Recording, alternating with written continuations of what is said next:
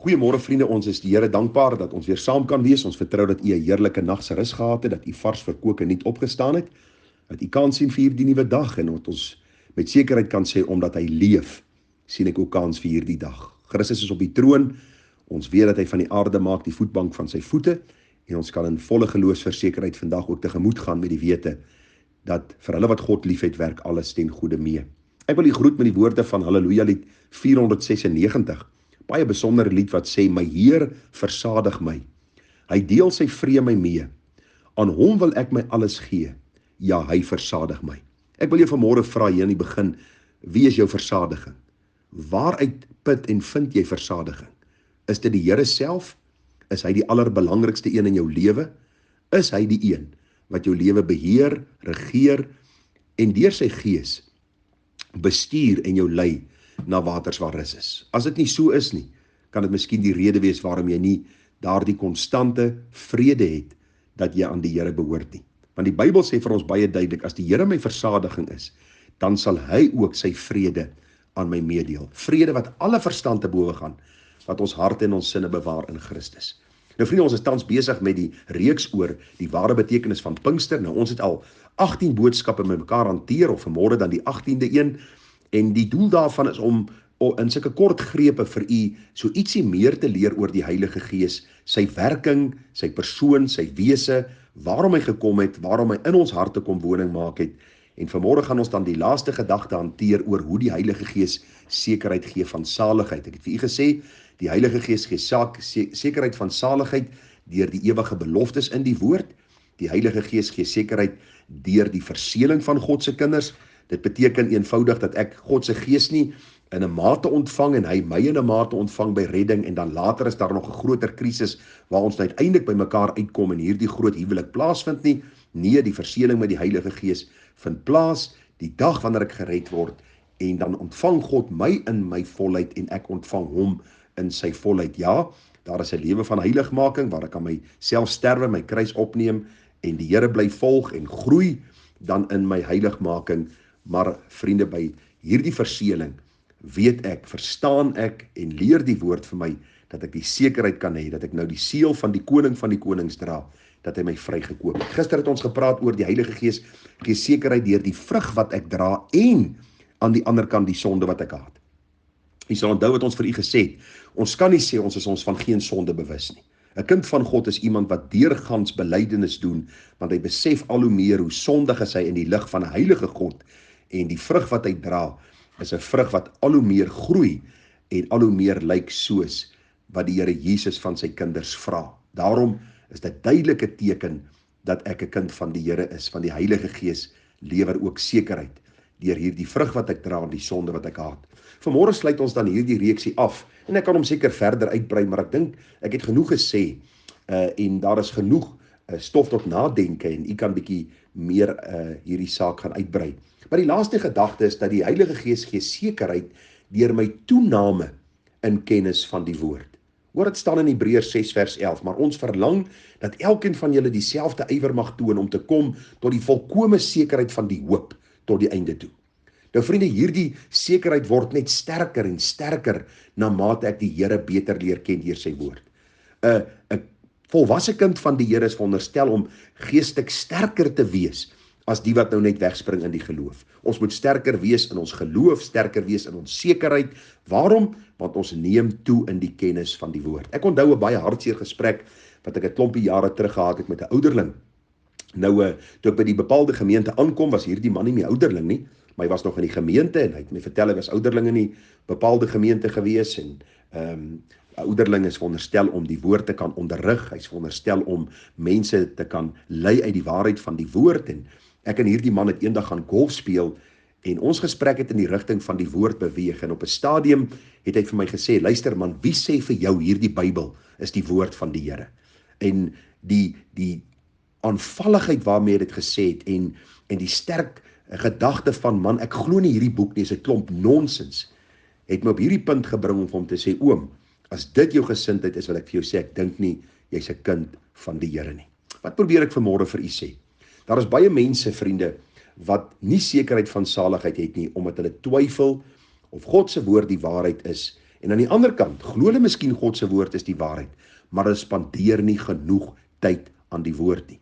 Dis alleen deur tyd aan God se woord wat ek spandeer, wat sekerheid sterker in my siel word. Jy sien, dis 'n probleem wat ons sit vandag mee met mense met 'n besige program. Hulle tyd vir alles. Hulle tyd om te werk, hulle tyd om ekstra werk te doen, hulle tyd vir ontspanning, hulle tyd vir sport, hulle tyd vir buitemuurse aktiwiteite, maar as dit kom by die lees van die woord, het hulle nie tyd nie.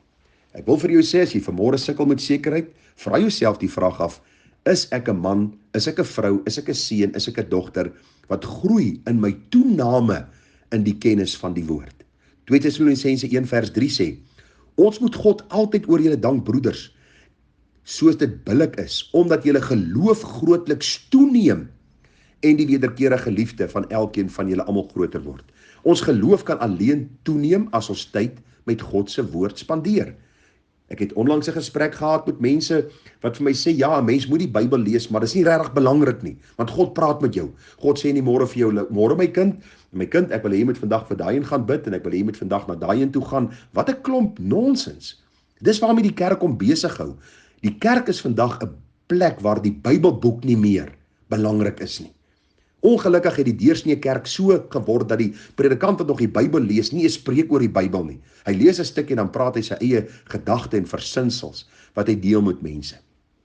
Die Here is baie duidelik, as ek sekerheid van saligheid wil hê en ek 'n ware kind van die Here is en my sekerheid wil groei, het ek nodig om te groei in die kennis van die woord. Want uit die woord word sekere waarhede aan my geopenbaar van wie God is, wie ek is, wie Christus is, wie die Gees is, en ook hoe ek kan groei in my sekerheid. Daarom sê 2 Timoteus 3:16 en 17, jy moet tog let op die woordkeuse wat die Heilige Gees gebruik het om die skrywers mee te inspireer. Daar staan die hele skrif is deur God ingegee, nuttig tot lering, tot weerlegging, tot regwysing, tot onderwysing in die geregtigheid. Ons almal het dit nodig. Ons het soms nodig om lering te ontvang uit die woord. Soms het die Here nodig dat sy woord ons moet weerlê wanneer ons dwaal. Soms is daar 'n regwysing, 'n vingerwysing om te sê, my kind, jy's nou op 'n verkeerde pad. Soos 'n onderwyser is die Here besig om deur sy woord ons te onderrig in die pad van geregtigheid, in dit wat ons reg moet doen. En dan vers 17 is belangrik, sodat die mens, die hele skrif is deur God ingegee, sodat die mens van God volkome kan wees, vir elke goeie werk volkome toegerus. En u het reg gehoor, die Bybel gebruik die woord volkome, nie volmaak nie, maar volkome. Volkome toegerus beteken eenvoudig, dat as ek God se woord nie as belangrik ag nie, gaan ek met baie geestelike probleme sit. Dis die oorsaak of die rede waarom baie kinders van die Here stoei met sekerheid. Want die woord is nie vir hulle belangrik nie. Daar jou kinderliedjie sê, lees jou Bybel, bid elke dag, en jy sal groei.